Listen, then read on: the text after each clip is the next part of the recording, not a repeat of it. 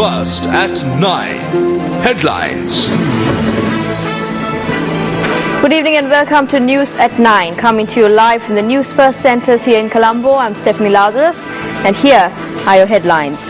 Former Chief Minister of the Western and Southern Provinces reappointed to their posts. President highlights the importance of serving the people with no regard to position.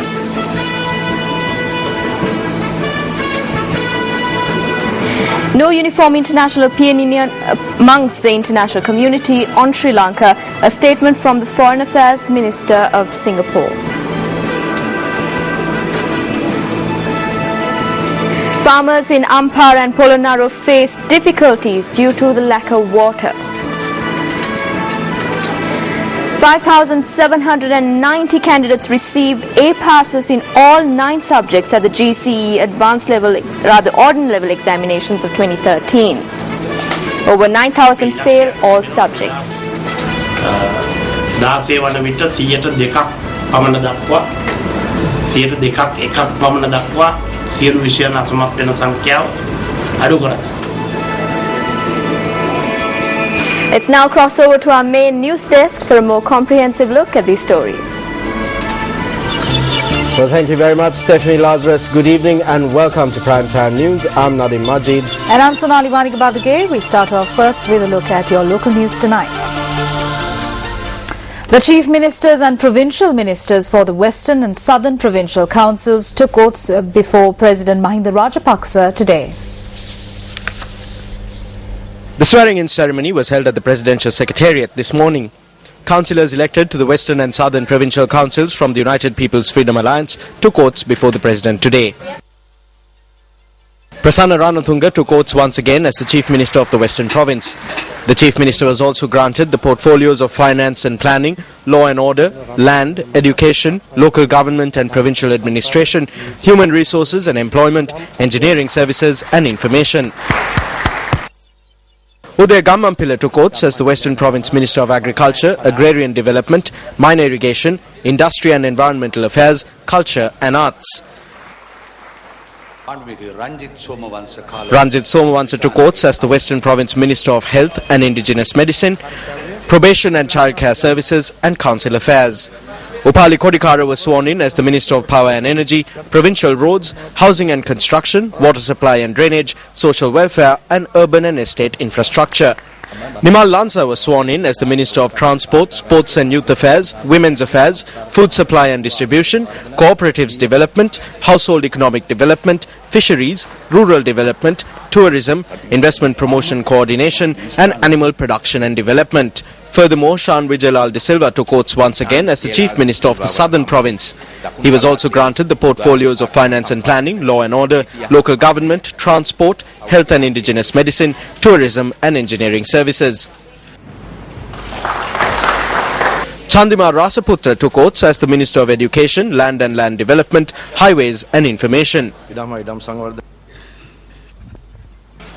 Dayawansa Arya Tilaka was sworn in as the Minister of Agriculture, Agrarian Development, Irrigation, Water Supply and Drainage, Food Supply and Distribution and Cooperatives Development. D.V. Uppal was sworn in as the Minister of Fisheries, Animal Production and Development, Environmental Affairs and Rural Industries, Power and Rural and Estate Infrastructure Development. Addressing the gathering, the President highlighted the importance of serving the people with no regard for position. There are many seniors here. All the seniors anticipate positions as ministers. You cannot always simply be a representative when you are a politician, can you? But under this system, only 4 ministers can be appointed. A chief minister can be appointed and 4 ministers can be appointed. This is the decision that the party arrived at after discussing who would be appointed to the 4 ministerial positions.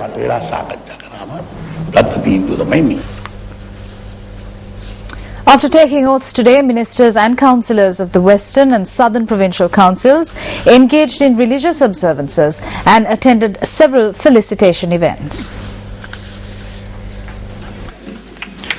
The Chief Minister of the Western Province, Prasanna Ranatunga, visited the Kalaniya Rajamaha Vihara and engaged in religious observances after taking oaths.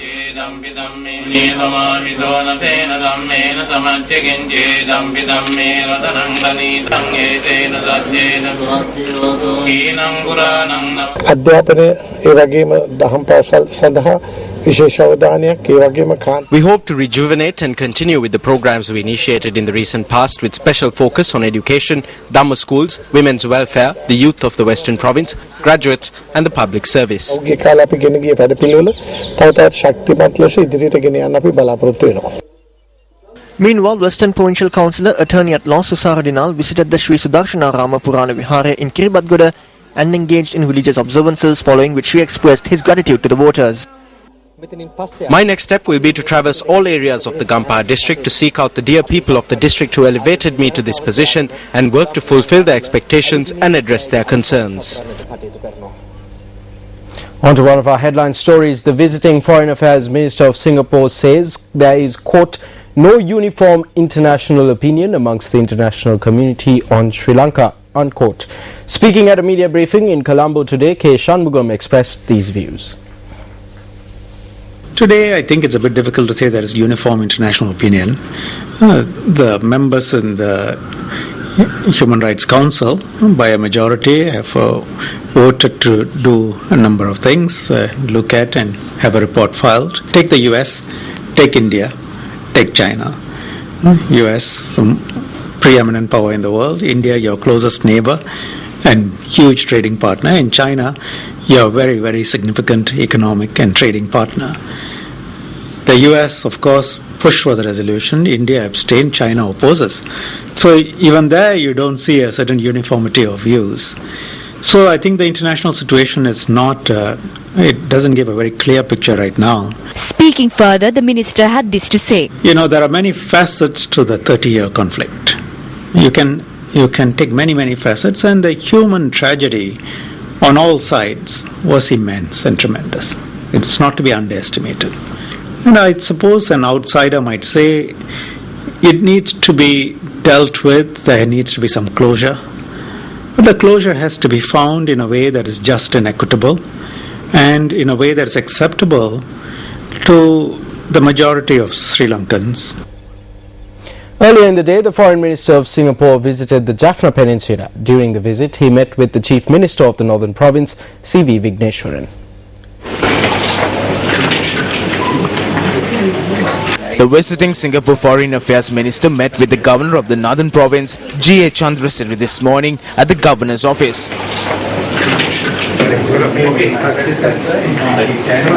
Subsequently, he called on the Chief Minister of the Northern Province, C.V. Vigneswaran.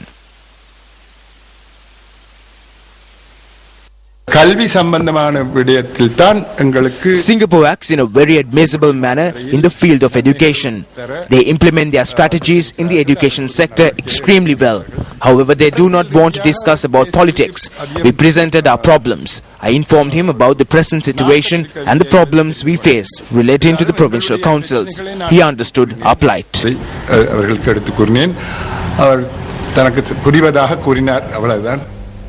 In yet another headline-making story tonight, 192,274 students who sat for the GCE ordinary level examination are eligible to progress to the advanced level.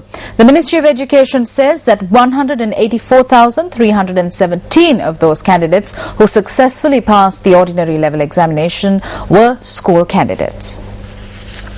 474,483 private and school candidates sat for the 2013 GCE ordinary level examination.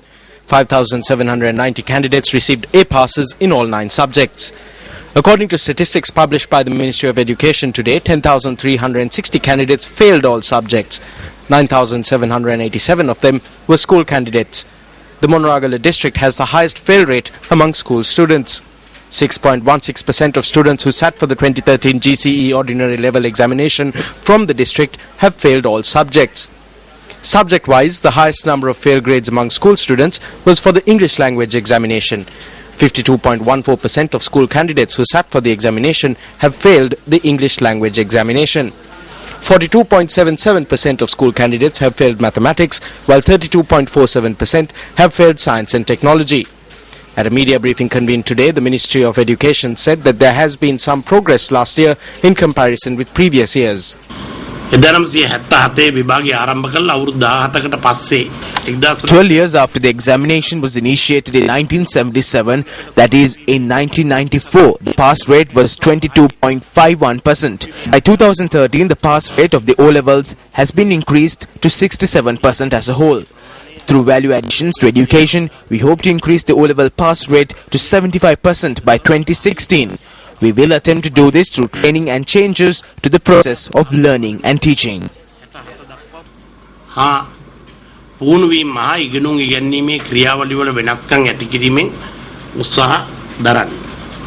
The Ministry of Education says that in the period from 2006 to the present, there has been an increase in the pass rate of school candidates at the ordinary level examination.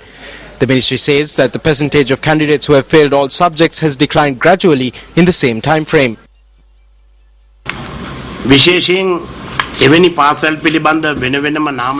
The Department of Examinations has compiled several registries with regard to schools. In order to reduce the percentage of students who failed all subjects, we will initiate a special program in these schools to increase the value of education after informing the provincial ministries in the respective provinces. Our target is to reduce the percentage of students who fail all subjects to 1 or 2% by 2016.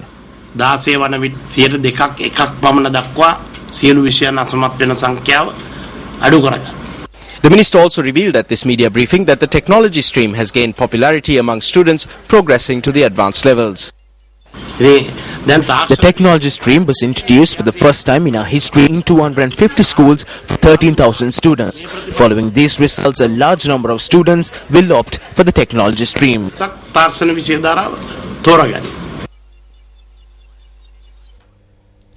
On to a developing story tonight, farmers in several districts, including the major rice production districts of Ampara and Polonnaruwa, have been made to face severe hardships owing to a shortage of water. Farmers say that they have encountered problems in commencing cultivation for the Yalla season as a result. This is the present state of numerous paddy fields in the Polonnaruwa district, where cultivation for the Yalla season has not commenced as yet. Farmers say that whereas in previous years cultivation for the Yalla season would commence at the beginning of April, even harvest meetings have not been held this year. Farmers of 25,000 acres of paddy fields, which are nourished by the Min area reservoir, are facing similar problems. While a water capacity of 110,000 acre feet is required for cultivation in a single harvest season, the Min area reservoir currently holds only 56,000 acre feet of water. 20,000 acre feet of water has been allocated as drinking water. The water level of the Girithale reservoir, which supplies water to 7,500 acres of paddy fields, is also extremely low. Irrigation engineers say that while the reservoir should hold about 22,000 acre feet of water for the Yalla season, at present the reservoir only holds 14,500 acre feet of water.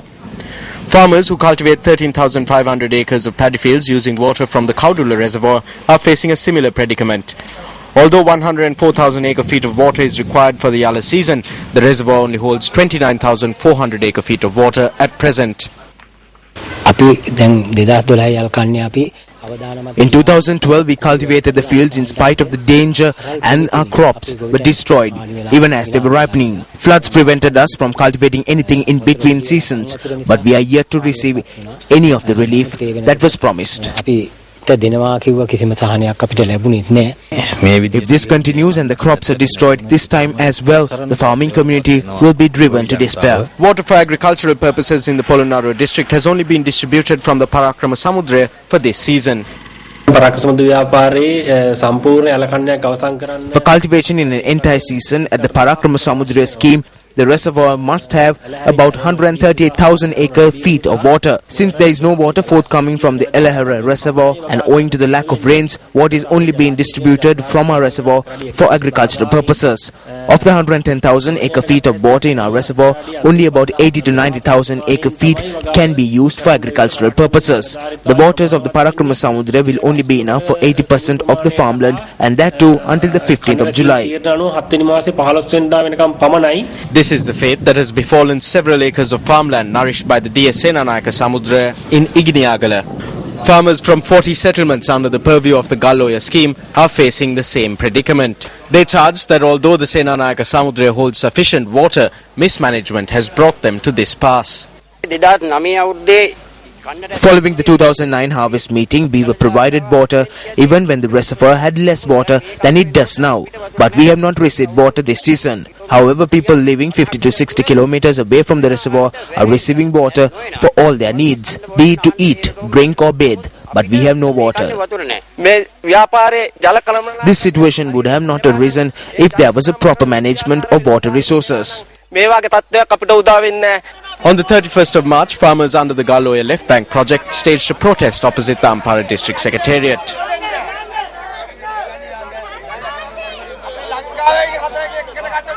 The 350 rupees sack of fertilizer is being sold by the government for 500 rupees. The government takes 150 rupees as an insurance premium from the farmers. Annually, 3.5 million acres of paddy fields are tilled. The government distributed approximately 10.5 million sacks of fertilizer for these 3.5 million acres.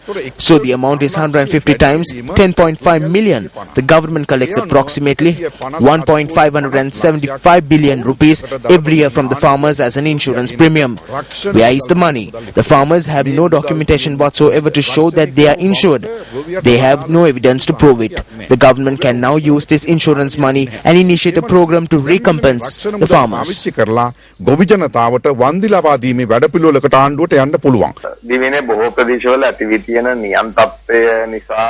Programs to provide relief to people who have been affected by drought conditions are being undertaken through various sectors. In addition, steps to provide relief to farmers whose crops have been damaged are already underway. They have all been insured through the fertilizer subsidy. The government will take steps in the near future to provide compensation for all damages.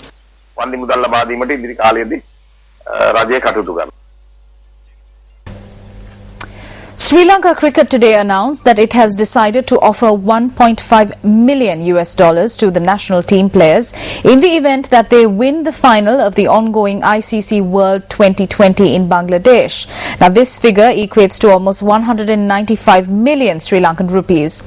Meanwhile, at the post-match press briefing yesterday, West Indies skipper Darren Sammy said that entering the finals had granted Mahela Jayawardene and Kumar Sangakkara an opportunity to bid farewell to 2020 cricket on a high.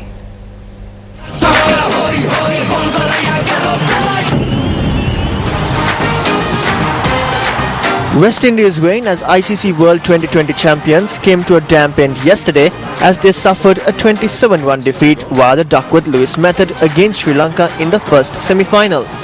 Batting first at the pitch in Mirpur, Sri Lanka amassed 160 runs on the board for the loss of 6 wickets in their 20 overs.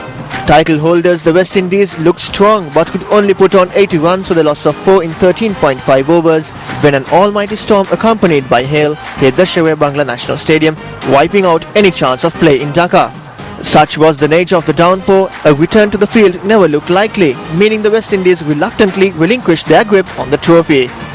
Sri Lanka will either face India or South Africa in the final on Sunday. Well, it's all the hard work that the boys do, and I think they've been managed pretty well. And when you play intense games, every other day, it takes a lot out of your body. So you need to manage yourself as well, and also work really hard with fitness, fielding, and the skills. So I think we were pretty consistent in the last couple of months, and we have been. It will be ideal to try and lift this trophy and go back home. Incidentally, this is the third occasion in which Sri Lanka has qualified for the finals of the ICC World 2020. West Indies skipper Darren Sammy was graceful in defeat. We are a praying team. We know God normally answers our prayers. But today, I guess, some two gentlemen who've played for Sri Lanka, given a lot not only to Sri Lanka cricket but cricket on the whole, and I guess the Almighty wants them to live on a high. So I guess they have one more game to try and win a World Cup and live on a high. So probably that's the reason why God put a hand in this match. So I'm sure I'll have another shot at at playing T20 World Cup, and we're looking forward to winning it again in the near future. Sri Lanka Cricket today announced that it has decided to offer $1.5 million to the national team players in the event that they win the final. Sri Lanka Cricket said that this includes the $500,000 participation fee, which was originally offered.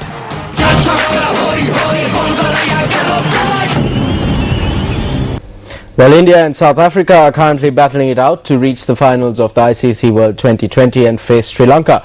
Batting first, South Africa got off to a slow start, losing Quinton de Kock for 6 and then Hashim Amla for 22. However, skipper Faf du Plessis and Jean-Paul Duminy went on an assault against the Indian bowlers and brought up the 100 in just 13 overs. Du Plessis went on to score 58 of 41 before he became the third wicket of the day. A.B. de Villiers was undone soon after for 10.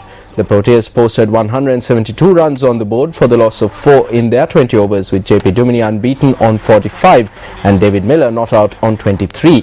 Ravichandran Ashwin bagged 3 wickets for India.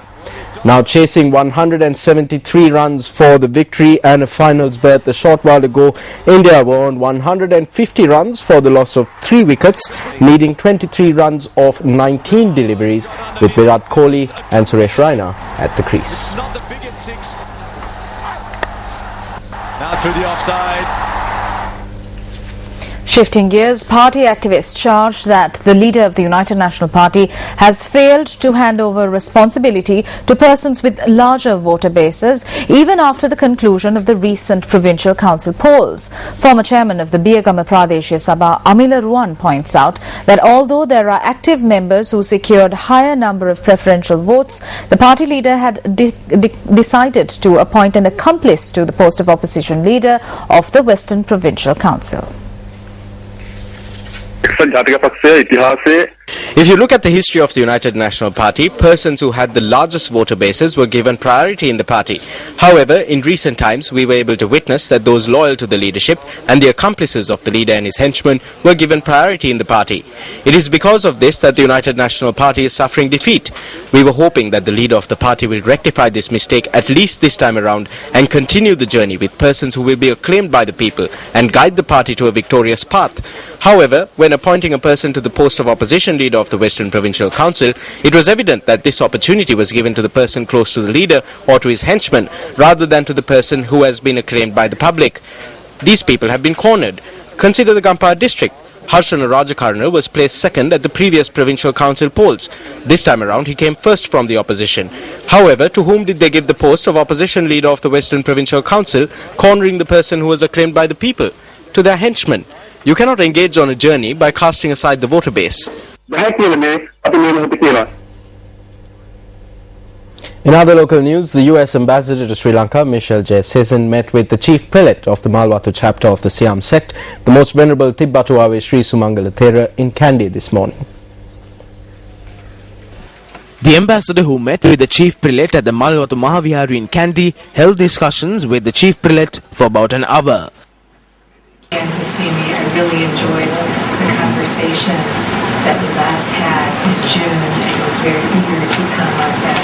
The Chief Prelate had noted at this occasion that a situation had arisen where incidents that do not occur in Sri Lanka have been brought onto the international stage, and that it is important to make inquiries and study these matters.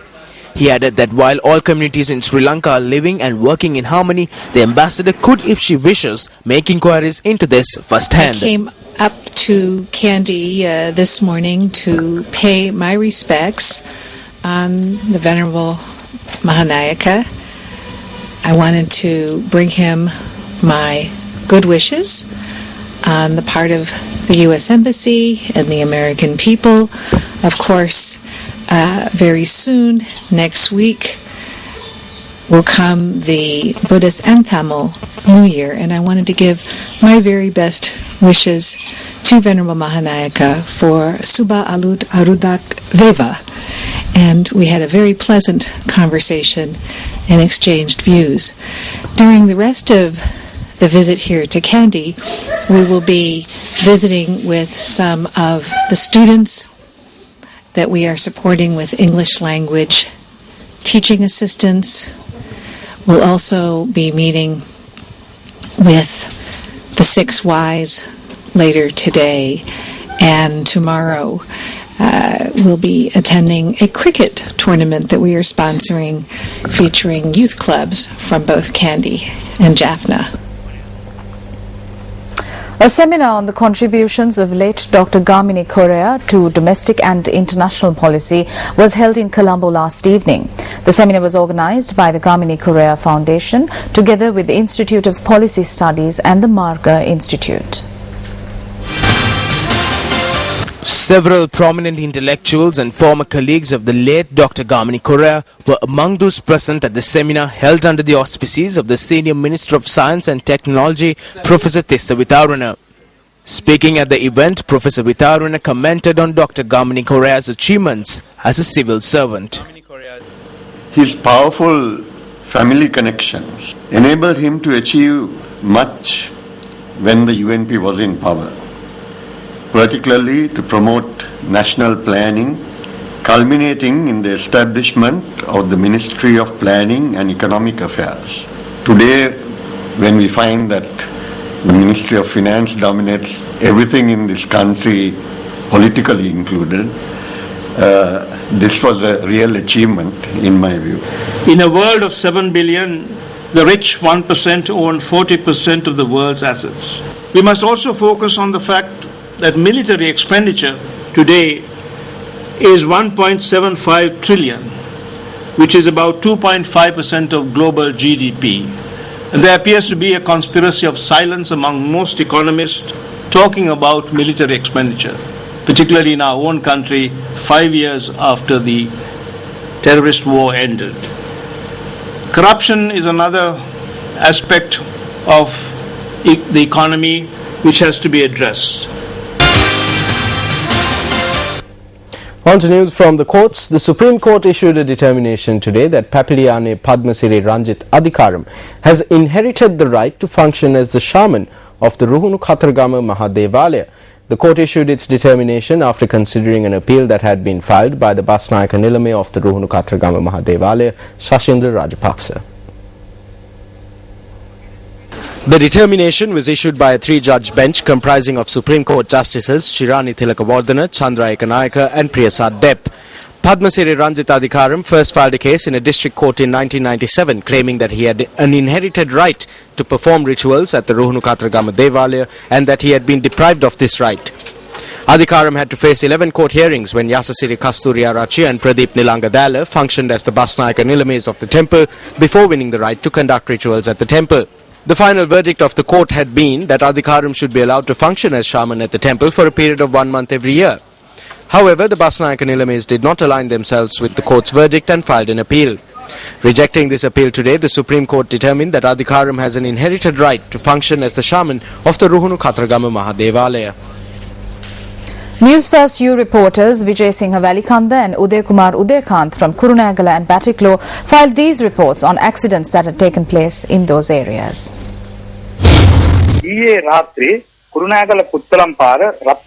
A head-on collision between a container and a jeep was reported on the Kurunegala Puthalam road in Watkalua last night. The driver of the jeep was pronounced dead at the scene while the passenger is currently receiving treatment. Mama Newsfirst U reporter Vijay Singha Valikanda Kurunegala. An accident involving a motorbike and a tractor was reported on the Paranamadu main road last evening. The rider of the motorcycle was killed in the incident.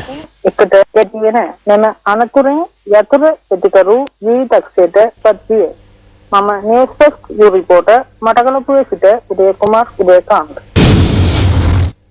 Today marks day 9 of Around the World in 40 Days, a goodwill tour across the globe organized by Newsfirst and Sri Lanka Youth ahead of the 2014 World Conference on Youth that will be held in Sri Lanka this May. Around the World in 40 Days. An event was organized at the Sri Lankan Embassy in Beijing this morning to felicitate the Sri Lankan delegates. The Deputy Secretary General of the All China Youth Federation, Chia Bao, also attended the event held under the auspices of the Sri Lankan Ambassador to China, Ranjit Uyangoda. Numerous university students from both countries attended the event. Youth conference, our youths in Sri Lanka would be able to forge a very strong partnership with Chinese youths through their interactions during the sessions and face the future with a sound message that there will be a good future for the youths between the two countries. It is not only in Sri Lanka. We would like to continue close relations with other countries as well. The reason is because we give a main place for youth relations. If we secure this, we will create a continuous bond of brotherhood. A dialogue was also held following the event, enabling youth from both countries to discuss the problems they face.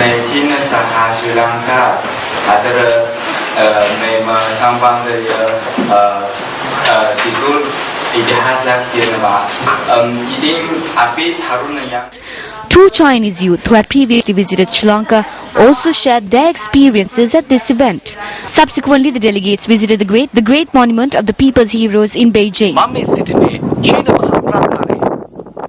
I am here on the Great Wall of China. It is in view of forming a great wall like this that we are organizing the World Conference for the Youth.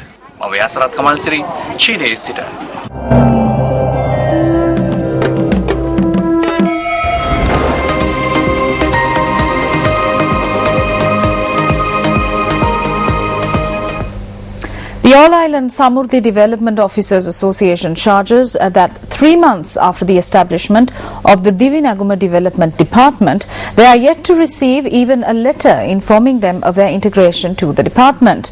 The association made this revelation at a media briefing convened today. Today marks 3 months since the Gazette announcement establishing the Divi Naguma department. People in this country may be thinking that all officers of the Samurdhi authority have now been integrated into this department and are now receiving wages and are eligible for pensions. But nothing has transpired as yet. None of us have even received a letter informing us of our integration to this department. Director Generals have been appointed on a temporary basis. The officials who have been appointed do not go anywhere, saying they have only been appointed in an acting capacity. They do not even come to our main office to supervise our work or meet us. These officials who have crept into the government and are sleeping in the Ministry of Economic Development have no want whatsoever to give due consideration to the officers who have been integrated into the department or to properly establish this department. We challenge them to reveal what the vision of the Divi Naguma Community Banks is and what program they have to continue with the Divi Naguma Community Banks. The authorities have no program whatsoever. They are on a haphazard journey. The United Nations Secretary General calls for greater measures to involve more women at higher levels in mine action.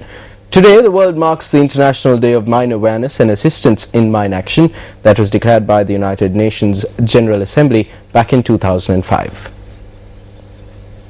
This year, the 12 United Nations entities working on mine action are promoting the work of women in mine action. According to the United Nations, women need to be empowered in all societies to be a part of important activities, including all stages of mine action. This area ranges from serving mined areas to deciding where to begin clearance to conducting mine risk education and post-clearance development initiatives.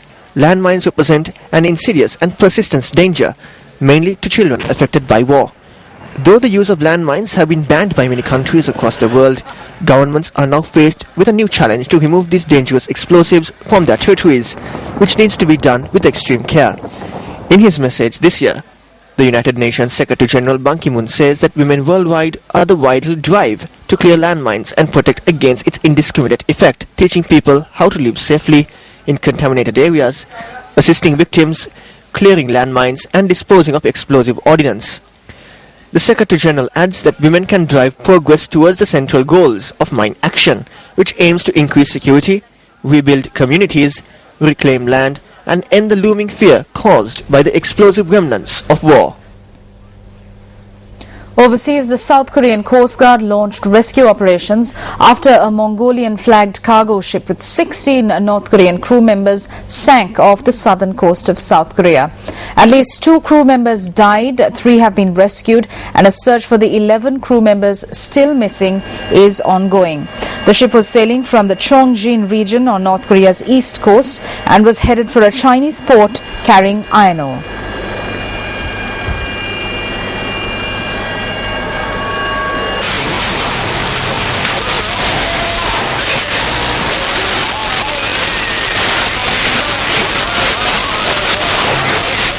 Also overseas, a veteran Associated Press photographer was shot dead and a reporter wounded when an Afghan policeman opened fire on them in eastern Afghanistan.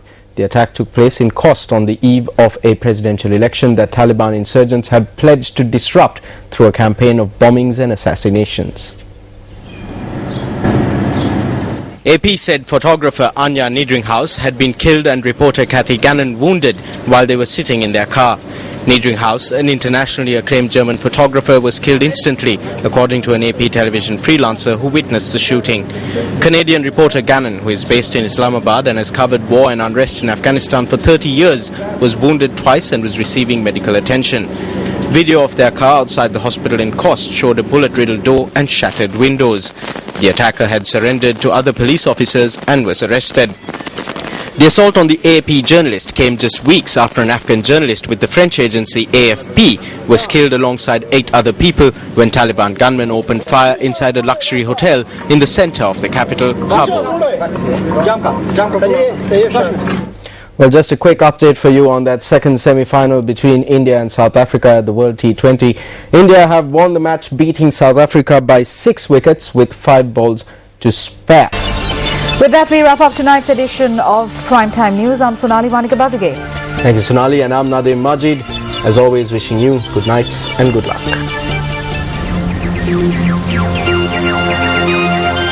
Hotline 0114-896-896. www.newsfirst.lk. Feedback at newsfirst.lk.